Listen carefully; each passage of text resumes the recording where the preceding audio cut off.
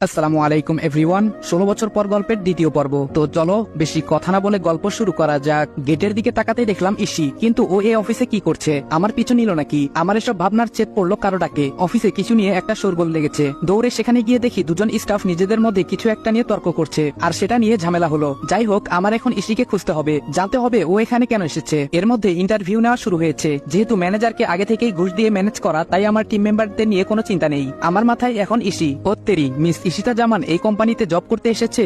গালমে কুচ কালা হ্যায়। আমার মিশন এখন দুটো, একটা তো আগে থেকেই জানেন, আর এখন এই ইসির রহস্য উদ্ধার। পিয়ন বলল আপনাকে বস ডেকে পাঠিয়েছেন। আমি বললাম ওকে। বসের রুমে গিয়ে বললাম স্যার আসবো? ম্যানেজার বলল ও রাজ, আরে এসো এসো বসো। তোমার যে বন্ধুদের জন্য রিকোয়েস্ট করেছো তাদের চাকরি পাক্কা, যাও মিষ্টি মুখ করাও সবাইকে। আমি বললাম ধন্যবাদ স্যার, আপনাকে অসংখ্য ধন্যবাদ। আপনি ভাবতেও পারছেন না আপনি আমার কত বড় উপকার করেছেন। ম্যানেজার বলল আরে কি বলো, তুমি আবদার করেছো আর আমি রাখবো না? গত এক মাসে তুমি আমার কম উপকার তো করনি ইয়াংম্যান। আমি বললাম এটা আমার কর্তব্য স্যার। ম্যানেজার বলল অলরাইট। আমি বললাম আমি তাহলে আসি স্যার। ম্যানেজার বলল যাও। আমি চলে এসেছি আমার ডেস্কে। অমনি ফোনটা বেজে উঠে। আমি খুশির খবরটা স্যারকে জানিয়ে দিলাম। স্যার অনেকটা নিশ্চিন্ত হলেন। আজকে ওদের নিয়ে প্ল্যান করে কাজটা বুঝিয়ে দিতে হবে। বসকে বলে অফিস থেকে বেরিয়ে গেলাম। ওদের চারজনকে নিয়ে একটা রেস্টুরেন্টে চলে এলাম এবং সবাই মিলে দুপুরের খাবার খেয়ে আমাদের ফিক্সড করে রাখা রুমে চলে গেলাম এবং ওই কোম্পানির ম্যাপ বের করে ওদের সবটা বুঝিয়ে দিলাম। সব খুঁটিনাটি দেখাতে লাগলাম। আয়াস বলল স্যার লোকটা মারাত্মক বুদ্ধি খাটিয়ে কোম্পানি দাঁড় করিয়ে রেখেছে। অগ্নি বলল আমাদের প্ল্যানও মারাত্মক করতে হবে। আমি বললাম ঠিক ধরেছ, আমাদের কাজ অতি সাবধানে করতে হবে।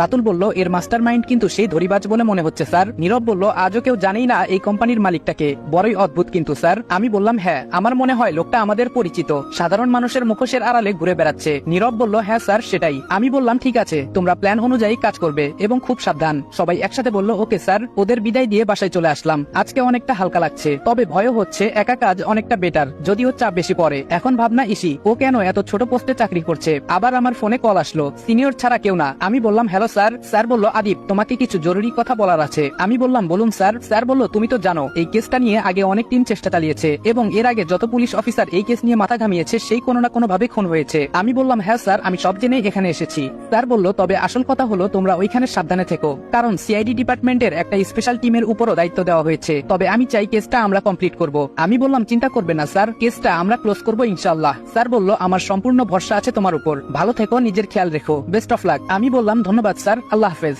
ফোনটা রেখে ল্যাপটপে নিজের কাজ করছি। ঠিক তখনই শুনতে পেলাম কলিং বেলটা বাজছে অনেকক্ষণ থেকে। মনে হচ্ছে বাড়িতে কেউ নেই। তখনই মনে হলো বাড়িতে ঢোকার সময় দারোয়ান কাকা চাবি দিয়ে বলল বাড়িতে কেউ নেই। বাধ্য হয়ে উঠে গেলাম। ইসি এসেছে। আমায় দেখে ব্রু কুচকে তাকিয়ে ভেতরে চলে গেল। যাই হোক, উপরে যাচ্ছি। আবার মনে পড়লো ওর ব্যাপারে জানা দরকার, তাই পিছু নিলাম ওর রুমের দিকে। ও ভেতরে ঢুকে দরজা আটকে দিল, তবে বাইরে থেকে কিছু কিছু কথা আমার কানে এসেছে। ফোনে কথা বলছে, কাউকে স্যার স্যার করে ডাকছে। Okay sir, yes sir, don't worry sir এসব। ও মাই গুডনেস, তার মানে ইসি পুলিশ অফিসার, আর এর জন্যই ওই অফিসে চাকরি নেওয়া। তবে সন্দেহের বসে ভেবে নেওয়া উচিত হবে না, ব্যাপারটা আরো খোলাসা করে জানতে হবে আমায়। মনে হলো ও দরজার দিকে আসছে, তাই কেটে পড়লাম। রুমে বসে আছি, একটা হিসেব কিছুতেই মিলাতে পারছি না। আমার ভাবনাটা আদৌ কি ঠিক? যেই পুলিশ অফিসারদের টিম এই কেসের দায়িত্ব নিয়ে এসেছে, ইসি কি তাদের একজন, নাকি আমার ভাবনাটা ভুল? কিন্তু ভুল হতে যাবে কেন? ইশিতা জামান আমেরিকা, লন্ডন সহ অনেক দেশেই যার বাবার বিজনেস ছড়িয়ে ছিটিয়ে। তার একমাত্র মেয়ে তো উদ্দেশ্য ছাড়া ওই কোম্পানিতে জব করবে না। আর যদি ও সত্যি একজন পুলিশ অফিসার হয়ে থাকে, তাহলে কেন বাড়ির সবাই এটা জানে না? আর ও দেশে আসলো কবে? দূর, কিচ্ছু বুঝতে পারছি না।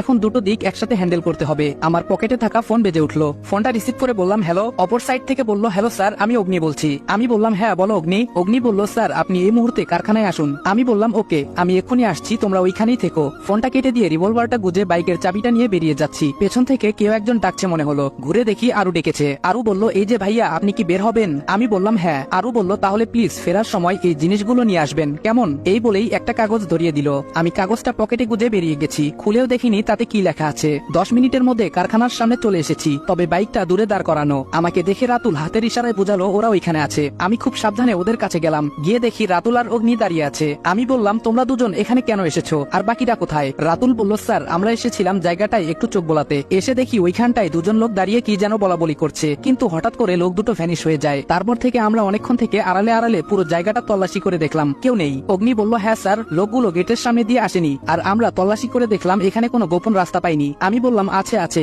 একটা রাস্তা তো আছেই, যেটা আমাদের খালি চোখে ধরা পড়ছে না। এক কাজ করো, জায়গাটা ভালো করে আরেকবার ঘুরে দেখো। ওরা তাই করলো, কিন্তু তেমন সন্দেহজনক কিছুই নেই। তাই ওদের বিদায় দিয়ে আমি বাড়ি ফিরবো। তখনই মনে হলো আরুর দেওয়া কাগজটার কথা। পকেট থেকে কাগজটা হাতে নিয়ে দেখি কিছু চকলেট আর আইসক্রিমের নাম লেখা, যেগুলো আরুর খুব পছন্দের। কাগজটা দেখে মুচকি একটা হাসি দিয়ে দোকান থেকে সবকিছু নিয়ে নিলাম। বাসার দিকে যাব, তখনই দেখি বাড়ির গেট দিয়ে কেউ একজন বেরোচ্ছে। কি ব্যাপার, এখন বাড়ি থেকে কে বাইরে বাইরে যাচ্ছে, আর বাড়ির গাড়িও তো নিল না। দেখতে হচ্ছে ব্যাপারটা, তাই আইসক্রিম আর চকলেট গুলো বাড়ির কাজের লোককে দিয়ে বললাম আরুর কাছে পৌঁছে দেওয়ার জন্য। চেয়ে দেখি রহিম কাকা অবাক চোখে আমার দিকে তাকিয়ে আছে। বুঝতে পারছি না আমি কি এলিয়েন। যাক, এত ভেবে কাজ নেই, ওইদিকে পাখি ফুরুত হয়ে যাবে। আমি মেয়েটার পিছু নিয়ে ওকে অনুসরণ করে চলছি। আমার বুঝতে আর বাকি নেই যে ওইটা ইসি, তবে যাচ্ছে কোথায়। কিছু দূর গিয়ে ও একটা কালো গাড়িতে উঠে গেল, আর আমি ওইখানে দাঁড়িয়ে আছি। কিছুক্ষণ পর মনে হলো ও আমার মতোই ডিউটিতে আছে, তার মানে ও এখন ওই অফিসে যেতে পারে। বলেই দৌড়াতে শুরু করলাম। আমি গিয়ে দেখি অফিসের সামনে থেকে একটা গাড়ি চলে গেল, তার মানে আমার সন্দেহ ঠিক। তাই লুকিয়ে লুকিয়ে আমিও ঢুকে গেলাম, কিন্তু ইসিকে কোথাও পেলাম না। কোথায় গেল মেয়েটা? অনেক খুঁজে ও কোথাও না পেয়ে বেরিয়ে এসেছি। অবাক কাণ্ড, আমি বাড়িতে ঢুকে দেখি ইসি বসে আছে সবার সাথে। কখন এলো ও বাড়িতে আর কিভাবে? আমাকে ঢুকতে দেখে মিস্টার আফজাল আল ইমরান মানে বাবা ডাক দিল। আমি বললাম জি বলুন। বাবা বলল তোমায় কিছু কথা বলার ছিল। আমি বললাম হ্যাঁ বলুন। বাসার সবাই এখানে উপস্থিত, এর মধ্যে বাবা আমাকে কি বলতে চায় বুঝতে পারছি না। কোনো কিছু আবার টের পেয়ে গেল না তো? বাবা বলল শোনো রাজ, তুমি আমাদের এই বাড়িতে থাকো, কিন্তু তুমি কি করো কিছুই আমরা জানি না। তুমি বলো না তাই আমরা জানতেও চাই না, তবে আমরা মনে করি তুমি খারাপ কিছু করো না, সেই ভরসা আছে, কারণ মিজান কোনো ভুল মানুষের জন্য আবদার করবে না। আমি বললাম ভরসা রাখতে পারেন।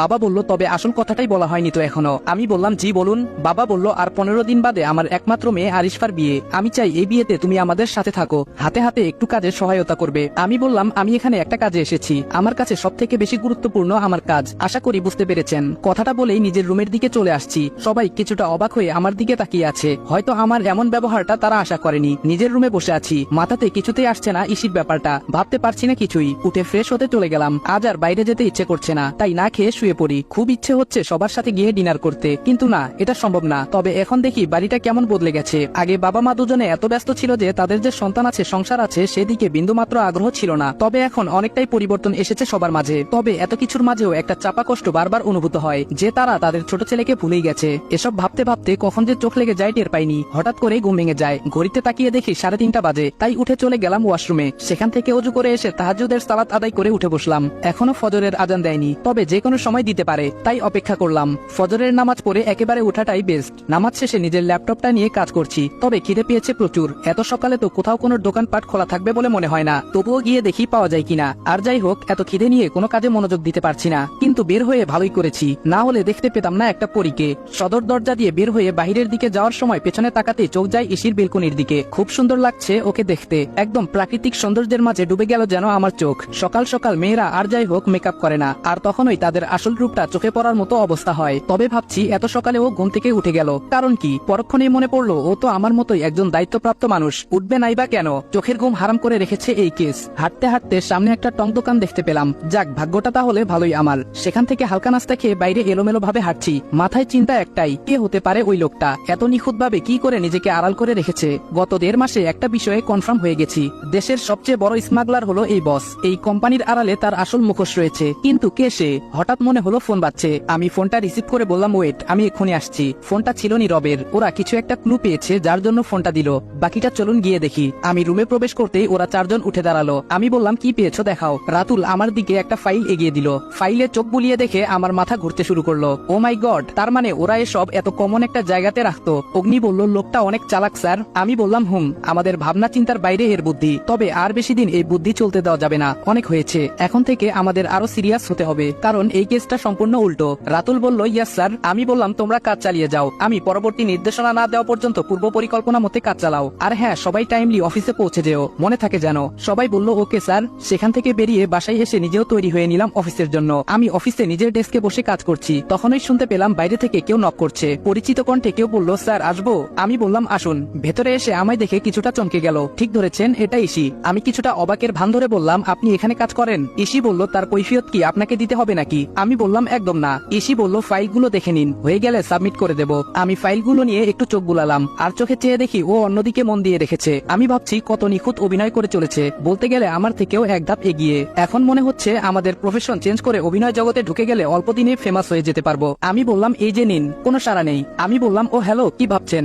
ইসি বলল আই এম সরি, খেয়াল করিনি। আমি বিড়বিড় করে বললাম এত চরিত্র একসাথে প্লে করলে মনে থাকবেই বা কি করে? ইসি বলল কিছু বললেন? আমি বললাম কই না তো। ইসি বলল ওকে থ্যাংক ইউ। আমি বললাম ইসি বলল আসছি। কথাটা বলেই চলে গেল। আমি ওর যাওয়ার দিকে তাকিয়ে রইলাম। আচ্ছা, ওর কি আদিবের কথা মনে আছে নাকি বাকিদের মতো সেও ভুলে গেছে? কথাগুলো ভাবতেই চোখের কোণে পানি চিকচিক করে উঠলো। হঠাৎ কেউ বলে উঠলো স্যার আসবো? তাকিয়ে দেখি আয়াস দরজার সামনে দাঁড়িয়ে আছে, চেহারায় একটা চাঞ্চল্যের ভাব। আমি বললাম এসো। আয়াস বলল স্যার একটা খবর আছে। আমি বললাম বলো। আয়াস বলল স্যার আরসি। আমি বললাম মানে? আয়াস বলল হ্যাঁ স্যার, আরসি এর মধ্যে কিছু একটা রহস্য আছে। আমি বললাম এই আরসি এর সূত্র কোথায় পেলে? অমনি রুমের বাহিরে অগ্নি নক করলো। আমি বললাম এসো। অগ্নি বলল স্যার মনে হচ্ছে কিছু একটা পেয়েছি। আমি আর আয়াস দুজনেই উৎসুকভাবে তাকালাম কি পেয়েছে জানার জন্য। আয়াস বলল কি পেয়েছিস বল। আমি বললাম হ্যাঁ বলো। অগ্নি একটা কাগজ এগিয়ে দেয় আমার সামনে, যা দেখে দুজনেই অবাক হয়ে যাই। অগ্নির এগিয়ে দেওয়া কাগজ আসলে কোনো কাগজ নয়, ওইটা একটা ছোট কোড যেখানে শুধু লেখা আরসি। অপর পাশটা উল্টে লক্ষ্য করলাম হয়তো কোনো একটা ডিজিট লেখা, কিন্তু কি সেটা বোঝা যাচ্ছে না। 5 বা 3 হতে পারে। আয়াস বলল স্যার এখানেও তো সেম আরসি লেখা। অগ্নি বলল কেন, আরো কোথায় পেয়েছিস?